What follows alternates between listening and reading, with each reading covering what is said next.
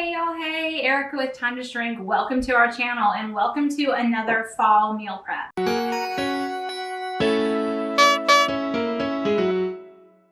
Today we're going to focus on fall breakfast ideas. We're going to make pumpkin muffins, we're going to make little pumpkin cheesecakes, we're going to make some breakfast biscuits, and a few other things. So let me show you what our plan is. Okay y'all, we're going to make some keto pumpkin bread, but we're going to make it as muffins. So this sounded really good to me. I have not made this yet, so we will definitely taste test and let you know what we think. But Wholesome Yum is a really reputable, great blog that has lots and lots of good content. So I feel pretty sure with this. Then we're also going to make a couple things out of this cookbook. I showed you this cookbook last week and I wanted to make some more things out of it to just show y'all how great it is. So Trim Healthy Table, actually, I think I showed you Trim Healthy Mama last week. This is their second cookbook, actually, Trim Healthy Table. So I've made these one other time, but we're going to try and pumpkify them, if that's a word, make them pumpkin-y. So these no-bake breakfast cheesecakes, I'm going to add some pumpkin. I'm also going to put pumpkin spice lollies cookie clusters on the top of some and as a crust for some, and we'll just see what we think. So again, there's going to be a lot of taste testing and letting y'all know what we think. Another thing from this cookbook that we're going to make is this cinnamon pecan baked pancake. I have made this before and it is delicious. I'm trying to decide if I want to put some pumpkin in this too, or if I'm just going to give a break from the pumpkin for one of the recipes. We may just make this as is. So we're going to make both of those. And then let's look at my list here. We are also going to make some Chayote squash applesauce kind of, and I'm going to serve it for breakfast over yogurt. This is a Chayote. I have no idea how you say this, y'all. It's C-H-Y something, I don't know, but they taste very similar to apple. I've used them to make apple crisp in the past, so we're going to make kind of like an apple cut up apple chutney sauce type thing with these. And then we are also going to make an allulose based caramel sauce. I think that's going to be really good. I've never done that before, but I'm thinking that with this over some yogurt would be a great breakfast. And then we're also going to make some breakfast biscuits, hot sausage and cheese. I was going to use a pumpkin sausage. One of our local places makes this really cool pumpkin sausage, but I didn't get there to get it. So we're just going to use a hot sausage for this. And we are also going to use this high key biscuit mix for that. And these are great because you can freeze them and thaw them in the microwave, or you can just eat them all for a meal, whatever, but they freeze really, really well. And muffins in general freeze really well. So we've got all of our stuff hopefully all set out so we can just reach and grab. Baking is not something I do very often, but I think it's going to be a good week. All right, y'all, I started on this keto pumpkin bread. I was going to do muffins, but we're just going to make it as a bread. We're going to be easy on ourselves. I wanted to show y'all something. Every time I do any kind of baking that has gluten-free flours, specifically almond flour, coconut flour, things like that, you always want to sift. Now this is my favorite sifter that I've ever found in the keto world. Oh my gosh. This is called a Tavola sifter. The holes are a little bit bigger than the typical sifter that you find, and they make a huge difference in the speed that I can sift. Now see, look at this. This is what you don't want in your product, these like lumps, but you can usually work them through with your finger, and then you have really finely sifted almond flour and coconut flour. Now, I'm not going to show you the exact amounts of everything because I want the people that made the recipe to get all the credit. So I will have her recipe linked down below and you can go follow exactly how she does it. So I'm going to get my wet ingredients and my dry ingredients ready, and then I'll show you how I put it all together. Okay, y'all. So we've got in here the creamed sugar, cream cheese, and butter. So I'm just going to leave that on low, and I'm going to add in 4 eggs. I usually do 1 egg at a time when I'm baking, so once I don't see that egg anymore, then I add the next one. So we're just gonna do that.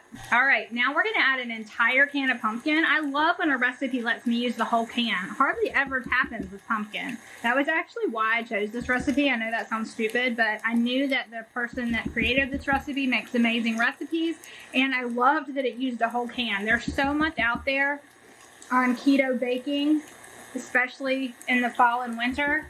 There's so many choices, it's hard to pick a recipe. I always go for recipe makers that I know do a good job. Y'all, I'm making a mess. I don't know if you're seeing it, but I'm making a huge mess. My dog is right underneath me. Yeah. We're gonna let this get blended well. So I've got all this pumpkin in. I'm just pushing all the sides down and I'm gonna let it go one more time and then we're gonna start adding the dry ingredients. Okay, the lady on the recipe says she does this part by hand, but I'm not really sure why you would. So we're just gonna let the machine do the work and just put a little bit in at a time. This is all of our dry ingredients all sifted together. It's got our pumpkin pie spice, it's got our baking powder, it's got our salt, it's got almond flour and coconut flour. So we're just gradually putting that in until we get to the end, and then I just kind of dump it. And I just rather let the KitchenAid do the work, y'all.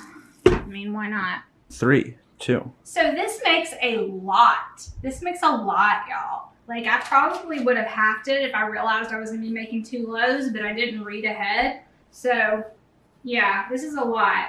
So you're supposed to grease 9x5s. I'm not sure if these are 9x5s, but this is what I have. So I greased them and then I put parchment paper in it so that they'll be easier to lift out. But I greased underneath the parchment paper and above the parchment paper. So now I'm just gonna try and evenly distribute these among these 2 and see where we end up, y'all. And then these go in at 350 degrees, but I'm probably gonna put everything in at one time, so we'll just set them to the side for now. Okay, y'all, I always say baking is not my thing, measuring is not my thing, but when I do bake, I try to measure really, really well, really exact, because I found it makes a huge difference. I often will actually even only do recipes that give me gram amounts, because with baking, it really can matter a lot if you get a little bit too much or a little bit of a not enough, but we're just gonna cross our fingers and hope. I also wanted to say that I usually do this. I lift it a couple inches off the ground and drop it 3 or 4 times to make sure any holes that were in there are gone.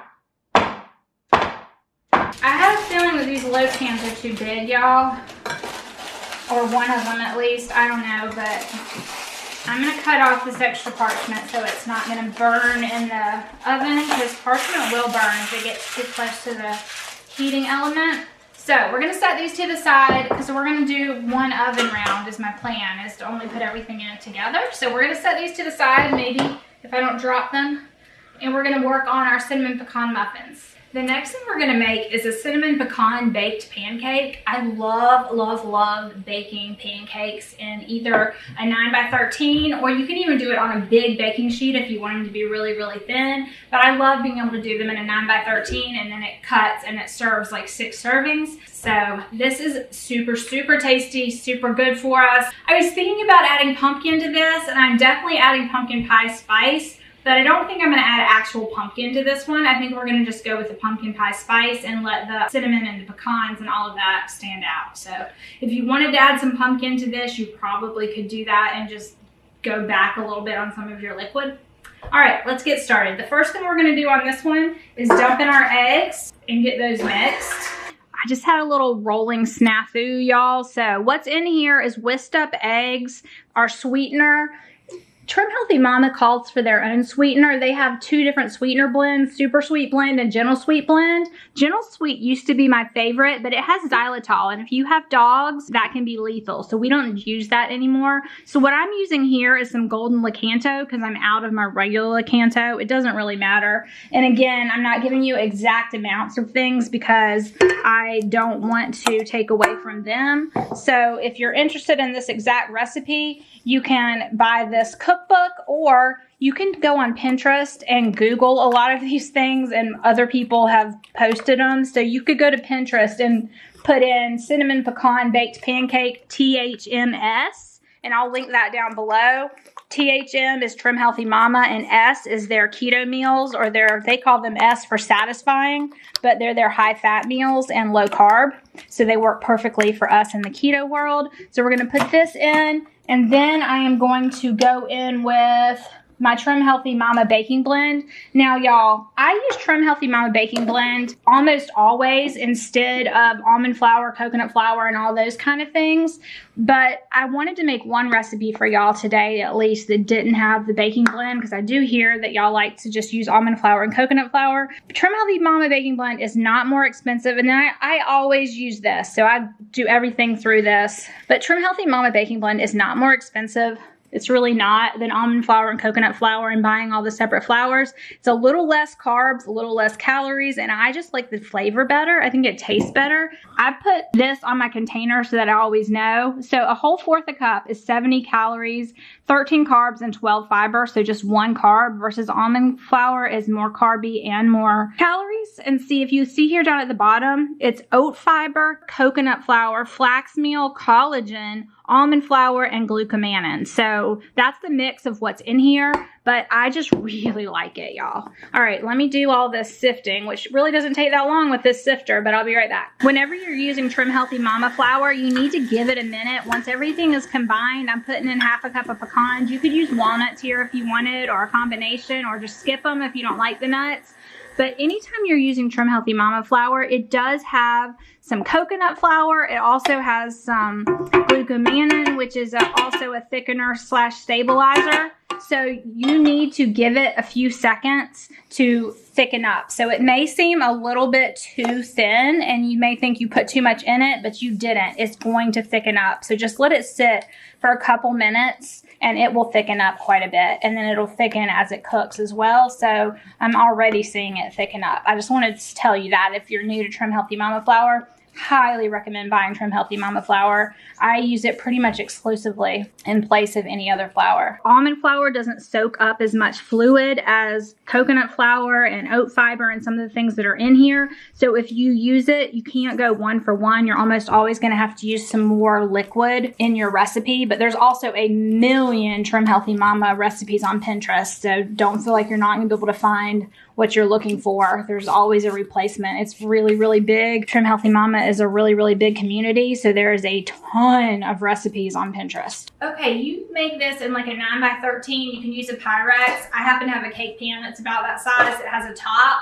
so I can just store it in this as well. So that's what I'm gonna do. I'm gonna take this, and you can see how it's very thick now. It's thickened right up.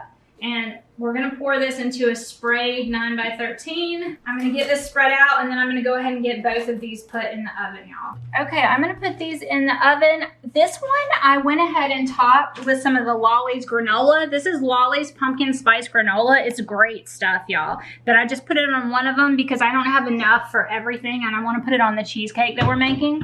So I'm going to put my pecan pancakes right there in the bottom. They take about 30 minutes and the rest is going to be about an hour. So I probably could have gone ahead and put those in, but this way I'll have the timing right. Okay, so we're going to use this high-key biscuit mix, but then we're going to add to it some sausage and some cheese and some seasoning and make our own little breakfast scone type things almost. So what you do for this hike is you take your mix, a cup and a third, and then you do a fourth a cup of butter, cold butter, into little cubes. And then you're going to take a pastry cutter and go in there and work in your butter into your biscuit mix. The last time I made this, I did not do it correctly and they didn't come out that well, but I didn't follow the instructions because it says pour 1 1/3 cups biscuit mix into a large mixing bowl. Well, I just assume that's what they have in this package, but it's not. There's more in here, but not enough for a second round. So I'm not sure what you do with the extra biscuit mix. That just seems really strange to me. I'm a big fan of high key. I really am, but I don't understand why they would give you more than you need, but not enough to make a second. Not nowhere close enough to make a second mix or a second thing of biscuits. So I don't know. This one said to do the oven at 375, so I did go ahead and turn on our top oven to 375. And then Jackson is going to get me a baking sheet lined with parchment paper, please, baby. So once you get this into, you want it to be like pea-sized bits throughout your biscuit. This is how you make a typical Southern biscuit. So that's what we're doing. Okay. So we've got that going, and then we're gonna add 2 eggs, and then I guess I'm gonna get a fork, and we'll just get these eggs mixed into this. And then if you were gonna make biscuits, you would just form these into biscuits. You would scoop biscuits with an ice cream scoop, it says, or a large spoon and make drop biscuits. But I'm gonna make sure I get this egg mixed in here all the way really well with a fork. Okay. So now we're going to add in some sausage. I had already made sausage, y'all, so this is cooled. I'm definitely not going to use all of it. This is a whole pound. I'm probably going to go in with about half a pound. Often I'll do bacon. I was going to do pumpkin sausage. My local Lowe's, if you're from the South and you have Lowe's grocery, they have an amazing pumpkin sausage, y'all, but I didn't get there to buy it, and I already had this hot. So just pretend it's pumpkin sausage because I was trying to go with the theme, but I'm not going to lie and tell you it's pumpkin. But it's really good. I buy it every year. I stock up. They make it at their Sausage Works. They have like a smokehouse, and by the smokehouse, they also make sausage. And they have a ton of different sausages they make. And we're also going to have some cheese. I love having Jack always be here helping me, y'all. He helps me film, but he also is learning to cook, right, Jack? Yep. He says he's learned a lot doing this, and I have so much fun having somebody to do it with. I love talking to y'all, but it's nice to have somebody like here with me for these hours in the kitchen. It's been fun. I told him he's not allowed to graduate, y'all. What am I gonna do? I used to film without him. The first year almost, probably, I did a lot of it by myself, but now that they've been home, I've gotten so used to having him home. Like, I don't know, y'all. I'm gonna need to go to therapy like 5 days a week or something when he leaves me, y'all. This has been like the hugest blessing in a lot of ways. It's been a very anxiety-provoking time, this whole Corona thing, y'all. But it's also been a huge blessing. And then I've had all this time with my family home. And I have kids who are going to be leaving me before long at all. I've gotten time that I never would have gotten with them. And so I try to always look at the bright side of things. I try really hard to do that because it's very easy for me to be negative. Very easy for me to be negative. So, couple things. You could put these in like mini muffin molds if you wanted them to be exact.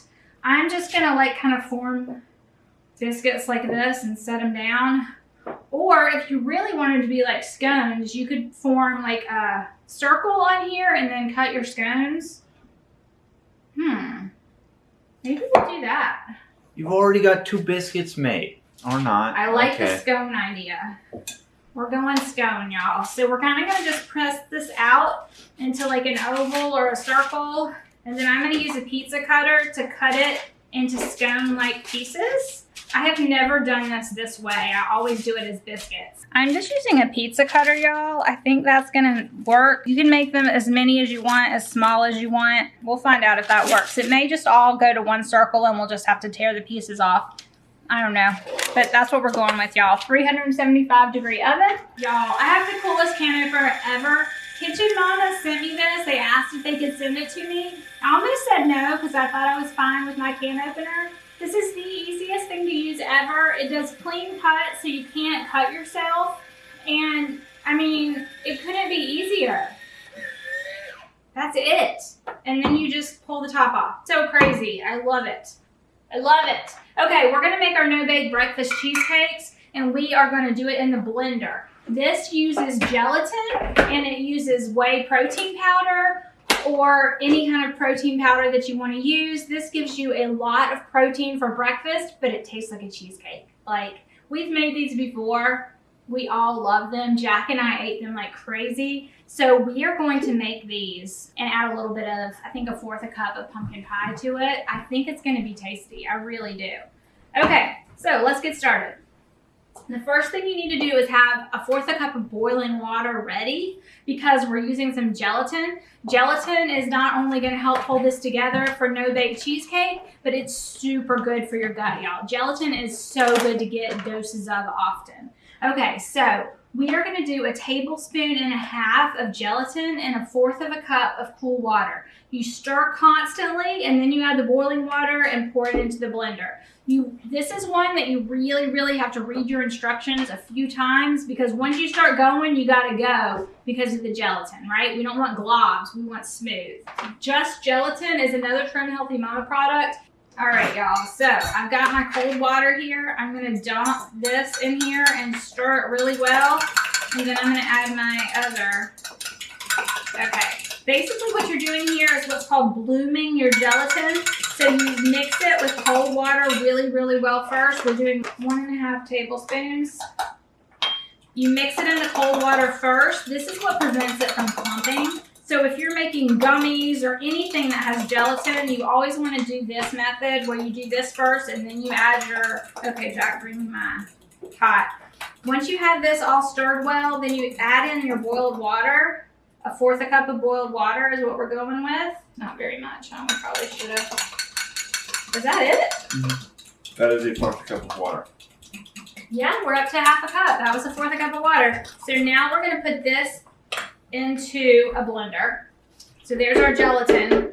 We're going to add cream cheese. We're going to add 1.5 blocks of cream cheese, which I should have had already measured out and I didn't open, but you know, it'll be all right. Because we did bloom this gelatin, it should be fine.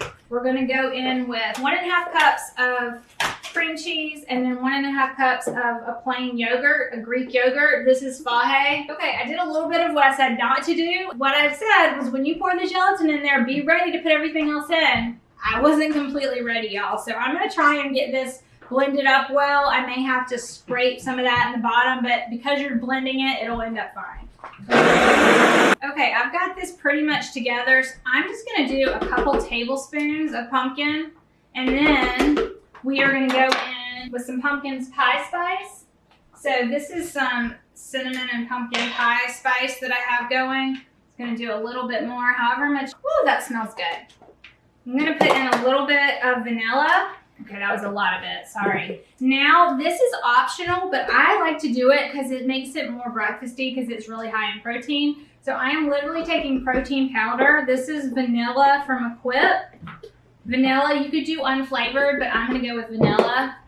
Put that in, and then you're gonna do this for just about 10 more seconds, and then we're going to put it into cheesecake molds. Okay, y'all, this is something that doesn't have to cook. So I'm gonna taste it right now. Oh, that's good. Last time we made just regular, like a vanilla lemon. That was good. That's pretty good. This is gonna be good, Jack. That's gonna be real good. All right, we're gonna use this blender and just pour. So here's what we're gonna do.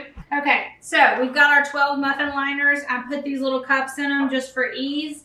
Now I had this idea of taking the Lolly's granola and pressing it down in the bottom. So Jack, you come do that for me and just do it on half of them, okay? We're gonna do it on the bottom on half of them and on the top on half of them. These come out like cookie crumbles, y'all. So crumble it up. And then this should be pourable. So I'm just gonna pour it. It should fill up 12. We may get one extra because of it's not supposed to have this filling. Wally's granola cookie clusters are so delicious, y'all. And I just thought this sounded like a great avenue or a great vehicle. Well, that's perfect timing then. We only went over 1 minute. So Jackson, you get that stuff out for me. So the pancakes should be done. Stick a fork in the middle of it and see if it comes out clean for me. All right, y'all, like I guessed, I have a little bit of extra of this. I think I'm just gonna pour the extra in the bottom of this and let it sit up like this, and it can just be kind of eaten with a spoon. All right, I'm just gonna take this Lolly's pumpkin and put it, what are they called? Lolly's Cookie Cluster Pumpkin Spice. And I'm just gonna take this on the other 6 and just kind of put it on the top as a topping, and we'll decide if we like it better as a topping or as a bottom. One way or the other, they probably taste about the same whether it's on top or the bottom because we're not cooking these. But generally what I do with these when they're vanilla is I put some strawberries and blueberries on the top and then just kind of press them in. We'll see how these set up with the pumpkin. I don't know if adding that extra pumpkin will make them not as gelatinous. I don't know, but you're supposed to put them in the fridge, I think overnight. I don't know. I'll let you know. These squash, it's kind of like if you're doing like a butternut squash or one of the harder squashes, they take quite a long time to cook down. But I find that the easiest way to do it is to peel them and go ahead and cut them into very small, like little pieces. If you're trying to do like an apple crisp, you can cut them in the shape of apple slices, but we're gonna dice it up. This is one of my favorite gadgets, y'all. It's a little handheld peeler. So I'm just gonna go over it just like this. They peel super easy. easily. You want to get as much of the skin off as you can because you don't want to eat that. Some people don't take the skin off until later, but it doesn't make sense to me. So I'm going to go ahead and peel both of these, dice them up. Like I said, they're pretty hard and they do take a little while to cook, but I'm going to small dice them after I get them all peeled, and then I will show you what we're going to do with this.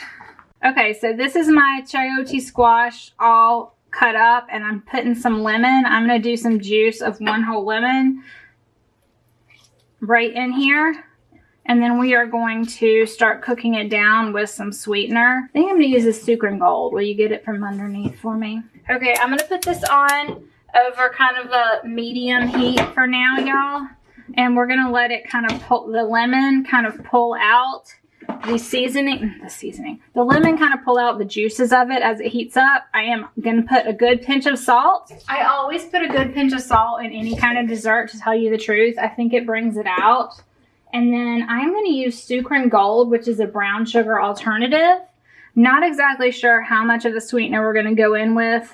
Starting with a third here. All right, so we're gonna get this going, and then we're gonna start making our caramel sauce. This may take quite a while. I may actually need to put a little bit of water in here too, just to get it going, because like I said, this is a harder squash and it's gonna take some time.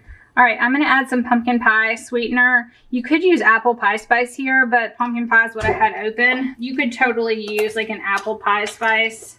And then I think I'm going to go ahead and put in a couple cinnamon sticks. Stir that up again. Somehow I've lost my spoon already. And I think I'm going to put a top on this, y'all, and kind of let it come up. I'm going to put it on high and let it kind of come up to a little bit of a good, like, rolling boil. And then we'll simmer. All right, y'all. So this literally just took about 5 minutes, and it's up to kind of a boil. So I took the top off and put it back down to a medium. And we're just going to let it do a little low boil to get these nice and soft, and it will also pull off some of that water that we put in there. Okay, so y'all, I so apologize for my dirty stovetop. I made dinner and haven't cleaned since then, but what we're doing is we're getting the butter to a browned butter state. So it kind of goes through 3 phases. It goes to where it just melts, and then it starts getting kind of bubbly, and then it kind of goes translucent, and then stage 3 it gets all foamy. And if you were going to make clarified butter, the foaminess is the butter that you would take off the top, but we're not clarifying it. So as soon as this gets to the browned butter stage, we're going to need to be ready to pour in our allulose and our heavy cream. So I have both of those measured and waiting, and you do not walk away from caramel, y'all. So you are stirring constantly. This butter is hot and bubbling. Right. My butter is brown. So we're adding in, give me my allulose. There goes the heavy cream, and here comes your allulose. Okay. So we're dropping our heat to low now. And then now we're going to let the water kind of cook out, or any, like the liquid kind of cook out, you know. So this can take 40 to 45 minutes to reduce and thicken, y'all. Oh my gosh. Who knew? I should have read that far. That was a long time. This better be some good stuff. Okay, so I don't have to stir it every minute at this point. So we've got this over kind of a low. And then it literally says, you will see very minimum boiling of the sauce at this point. It took mine about 40 to 45 minutes to reduce and thicken. Stovetops will vary, but if your heat is too high, you'll burn the cream at the bottom of the pot. Stirring isn't needed, but with allulose, it won't hurt. I only stirred twice, once in the beginning, then in the end. So when this is done, we will transfer it into a glass jar, and then it will be on the thin side, but much thicker from when you started. As it cools, it will continue to get thicker and thicker. So that is the plan. And it said for storage, the best consistency will be when it first cools at room temperature. I left mine out for 3 days before putting it in the refrigerator, and it was just fine. After you place it in the refrigerator, it will harden up more like a traditional butter, and the smoothness will be gone. So that's why she only makes enough to keep out for a few days and use. Don't ever put hers in the microwave, it says. If you pull it out of the refrigerator and allow it to warm up on the counter, it will still hold together. If you put it in the microwave, the butter will separate from the cream and it will never be the same. So I just read through the rest of her little information there. I've got this on low, but it seems to be kind of boiling. And then over here, This is starting to caramelize down as well. We're not actually going to get a caramel out of this one. We don't have any butter in here or anything. This is just kind of making like an apple topping. I'm going to taste one. It's still a little hard. Still a little tough. So we're just going to keep going. Yeah, I'm thinking about dropping a tiny bit of butter in this one too, though. I'm going to put about a tablespoon of butter in this one, y'all. All right, this is going to take a little while, so I'll come back when it's done and show you the last little bit. Okay, so this is about done. I did add about 1/4 cup of water a couple times to just keep cooking it down. You want to keep cooking it down until it gets to the point that they're super soft and mashable. So we're not quite there, but we are getting there. I've mostly just been leaving it with the top on over about a medium heat. And then my caramel over here has about 10 or 15 minutes more, but it is starting to get some color. So y'all, this is what this looks like. It's completely soft. It's not like, you could immersion blend it if you wanted, but I just kind of used my meat chopper and chopped it up into really fine pieces, and I'm gonna leave it just like that. And then here's our caramel sauce. It looks really good. I think I'm just gonna pour it. I hope it fits in here. Oh, it does, yay. There's our caramel sauce, y'all. It tastes really good. I just tasted it. All right, y'all, we are finished cooking. We made some really, really good stuff. These are our breads, and they're still a little warm, so I'm not gonna cut them up yet. My pancakes are cooled, so I completely just have them in storage, the same as the scones. This is the scone, and then here is a piece of the pumpkin bread with the Lolly's topping. And then we can't taste the no-bake cheesecakes for you because they have to sit for about 4 hours. Yeah, we tasted the gelatin filling because there's no eggs or anything. It doesn't have to bake. So we ate it, and we said we could just eat that with a spoon. It was really good. As is. It was so good with the pumpkin and the cinnamon. It was really good. Like, I highly advise making that. So I thought first we would try the pumpkin bread, and then we have our caramel sauce. We have our chayote, like apple chutney, chayote chutney that tastes just like apples and is so good. I'm gonna have You're not Andrew. I'm gonna have Jackson taste it. He might if he thought they were apples. And then I put a little bit of maple syrup. You can either dip the pancake, the cinnamon pecan pancake. You can either dip it in that or dip it in the caramel sauce.